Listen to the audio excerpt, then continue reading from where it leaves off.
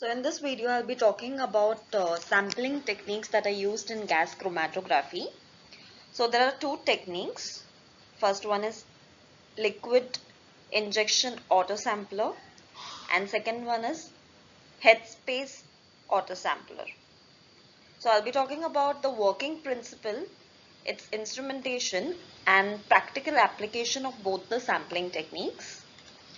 And why I'm making this video is because sampling is a critical step and it would directly impact the reproducibility, sensitivity and throughput.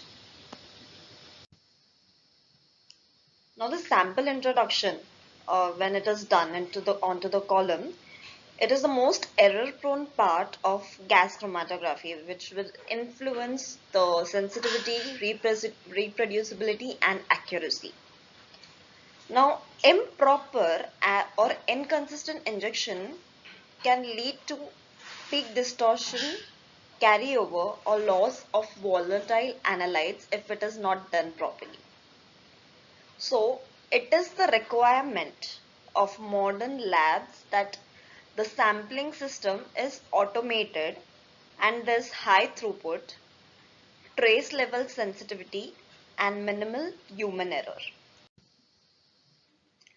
So before GC autosampler, that is automated liquid injection, there was manual injection where human used to draw sample and inject it onto the column. Now as there was advancement in the gas chromatography, the GC autosampler was introduced. So how does the sampling happens is that the autosampler draws precise sample volumes from the vials and these vials are arranged in a tray. So this will eliminate the manual variability. So there is controlled computer syringes ensuring uniform injection volume, speed and depth, reducing errors and improving consistency. And there is high throughput. There is multiple vials can be loaded onto the tray and throughout the day and night this analysis can be done. There is no requirement of a human to be present to inject it onto the column. So let's learn about the instrumentation of GC autosampler. So there's a sample tray, there's a robotic arm and there is a syringe system.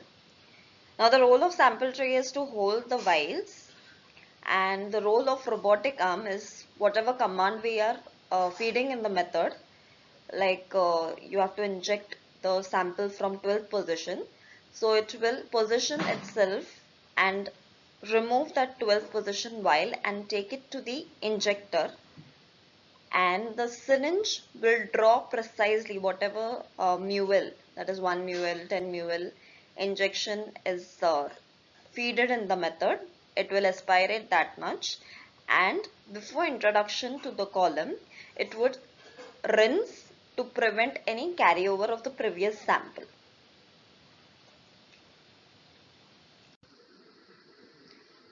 So this is a pictorial diagram of the injector where from top there is a syringe needle and then comes the rubber septum. Below the rubber septum there's a heater block in which there's glass liner, and down there is a seal, and below that comes the capillary column by which the sample is separated and you get detection of the analyte. So the role of the syringe is that it will draw a specific volume. It will rinse the syringe so that there is no carryover, and it will insert this sample onto the heated port, and the vapors will be formed, and this vapors will be flow onto your capillary column. In GC autosampler injection mode, there can be 3 types of injection that can be done onto the column. So first one is split, second is splitless, and third is on-column injection. So in split injection, what happens is if the ratio of sample that has to be injected onto the column is 1:100, that means only one part would be injected and rest 100 part of the sample that has been aspirated in the injector would be vented out of the system. Now this type of technique is used when the sample is very viscous and the sample load is more. If all the sample that has been aspirated in the syringe, it would be injected, what would happen is if the sample load is more on the column, there won't be proper separation and this would lead to peak distortion, not proper separation of the analytes. So that is when your sample is highly viscous, we use this split technique. In splitless injection, whatever sample has been drawn in the syringe would be injected onto the column. This is done when trace level of analyte is present on the in the sample, and when the sample is not that viscous. That time we use this kind of injection mode. And third one is on column injection. So this is used when the analytes can be thermally labile. So if we use the heater block in this, there is a possibility that the analytes will be lost. So in this type of injection, what is done is it is directly injected onto the column. There is no heater block. The sample doesn't go to the glass liner and there is no vapors as are generated in that. It is injected directly onto the column. Now, while using a Headspace Autosampler, it is important to know about the working principle. Now, in Headspace concept, what it is that it analyzes volatile compounds in vapor phase above a liquid or solid sample rather than a bulk matrix. So in autosampler technique, what is done is a liquid sample is aspirated in the syringe and then it is injected onto the column. But if the sample that we are injecting, it is it has a dense matrix and all, uh, it can destroy the column.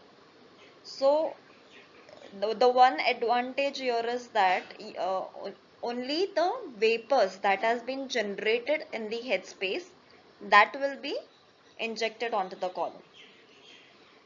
And second comes equilibration, that the sample is sealed in a vial and then it is heated in the oven and the sample is allowed to equilibrate until the volatile compounds, there is a partition between the liquid phase. Now in headspace technique, there comes Henry's law. That is, the concentration of analytes in the vapor is proportional to their concentration in sample matrix at equilibrium when it is achieved.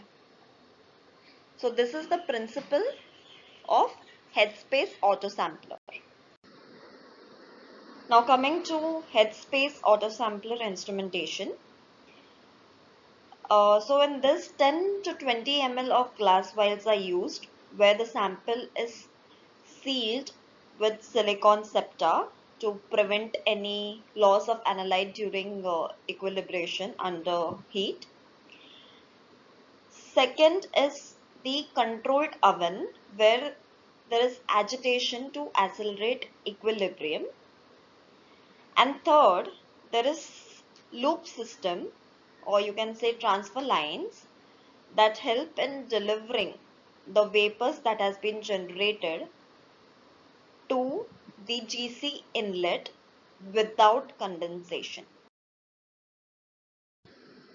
So in Headspace Autosampler, there can be two operational modes. first one is static and another word is dynamic headspace. Now what happens in static is that the sample is present in the oven, and in high temperature the vapors are released and it is trapped in the headspace, and this vapors, it travels to the transfer line and then it is injected onto the column. Now in dynamic headspace, what happens is there's an inert gas that come into picture. It can be helium or nitrogen, that is continuously purging in this headspace vial, and it helps in transferring of the volatiles that has been generated in that headspace onto the column. Now again, this dynamic headspace, it can be divided into two. First one is dynamic headspace trapping and other one is purge and trap. So in dynamic headspace, it relies on heating the sample to release the volatile organic compound into the headspace above the sample. And then an inert gas then sweeps all the volatiles that has been generated in that headspace from the sample. It directs the flow through an adsorbent trap. Now this combination, it provides an exhaustive extraction and collection of volatile organic compounds. Now post collection, a thermal desorption system is used to thermally dissolve the volatile organic compounds from the trap onto the gas chromatograph for analysis. So in static headspace, there is no such system of adsorbent or cold trap where the volatiles that are generated in the headspace, it is collected. In static, whatever is generated in the headspace, it goes and injects in the column. But here in dynamic headspace, what happens is whatever volatiles have been generated, the inert gas will help in exhausting this volatiles onto the cold trap, and then it will be there would be a desorption system where it is thermally dissolved, and the volatile organic compounds from the trap, it would go to the gas chromatograph for analysis. And second one is purge and trap. Now purge and trap operates by bubbling an inert gas through a liquid sample, allowing the volatile organic compounds to be stripped from the matrix and then trapped on an adsorbent material.